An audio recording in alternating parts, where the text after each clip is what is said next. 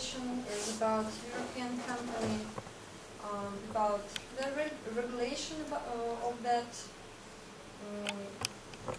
company, and also about some advantages of that company. So the regulation of the European company is the Council regulation on the statute for a European company. I want to mention, I do not want to mention that number. And also the Employee Involvement Directive. That both documents are very important for the functioning of the European company, because first act is describing the whole process of functioning of that company, but the Employee Involvement Directive is about the involvement of employee, the way how employee can participate in activities of European company.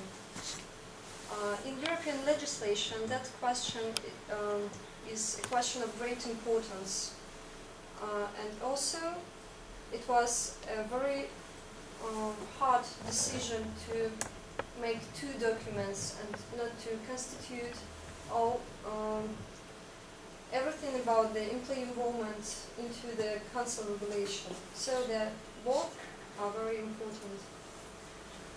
Why I'm speaking about European company? Because now many famous companies have chosen the type of company. Here you can see some logos. For example, Allianz, BASF, Strabag, MAN. Maybe you know the companies, maybe don't. The car company? Which car? Yes, they not that. The lorry company? Lorry trucks. Yeah. MAN. Yes. Also, you should know BASF. It's very famous in German, but also European chemical corporation. Allianz, it's about. But I'm sorry to interrupt you. Didn't BASF change its name? BASF. As far as I'm sure, as far as I know, they were going to change their name, and so it was kind of rebranding a few years ago, perhaps 8. Perhaps, but I have no data about that. Okay. But Yes. nowadays, I can say that the company name is CE BASF. So it looks like that. Also, we start with formation. There are four ways of forming a European company.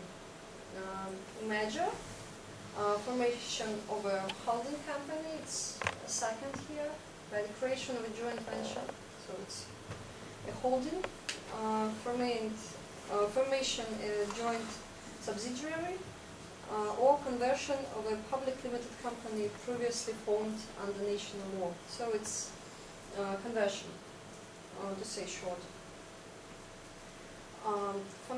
Formation by merger is available only to public companies from different member states. Also, I'd like to add on that point that in every way of formation, there are two companies from different member states.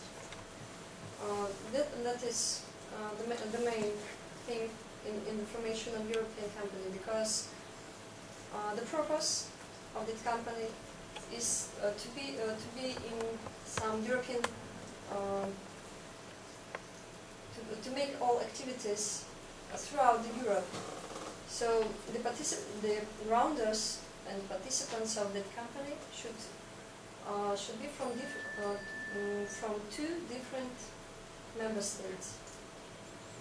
So minimum capital, if you can see on the screen, it's 120,000 euro. So when you have such an amount of money, you can think now about the formation of European company.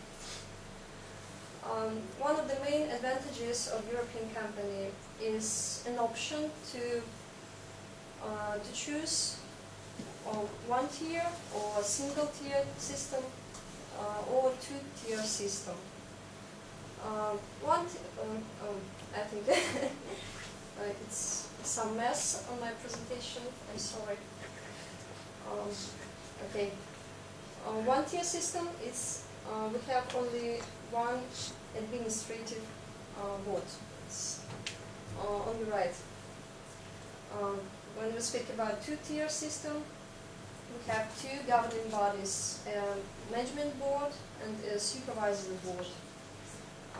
So one-tier system sometimes is called Anglo-Saxon, and two-tier system sometimes called German system.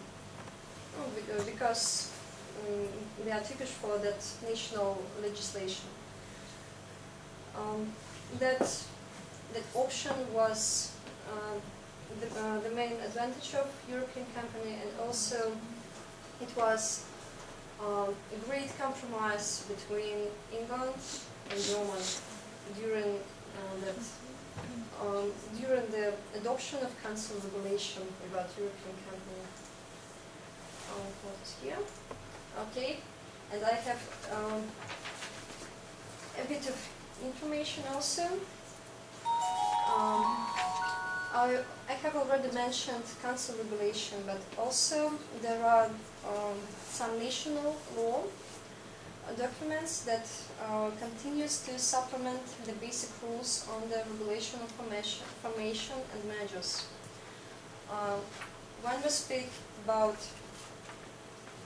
such questions as winding up, liquidation, insolvency, in a large measure they are governed by national law. Also, one of the advantages of European company is the possibility to transfer its registered office within the European countries without dissolving the company.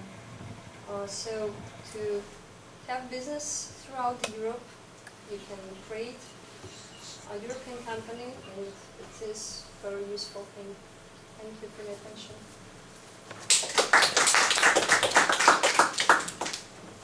Any questions? I have a question. Can I, as a resident of Russian Federation and citizen, create such European company?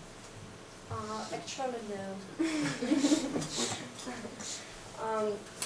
Because to create European company, you can only members of European Union, but you can participate in some European company. You can create at first your company that is registered, for example, in France, and then by conversion of that company, you can create your European company. It's a very common way to have some European company, also for Russian citizens. So Stas doesn't know what to do with his 120,000 euros. So you have already collected that amount. Okay. Does anybody else have 120,000 euros? No? Dollars? No. Yeah. Any other questions? Sasha, you usually have a question. No, not today. Not today. Okay. Well, can we say thank you? Yes. Okay. Thank you very much. Thank you. Yes. Thank you.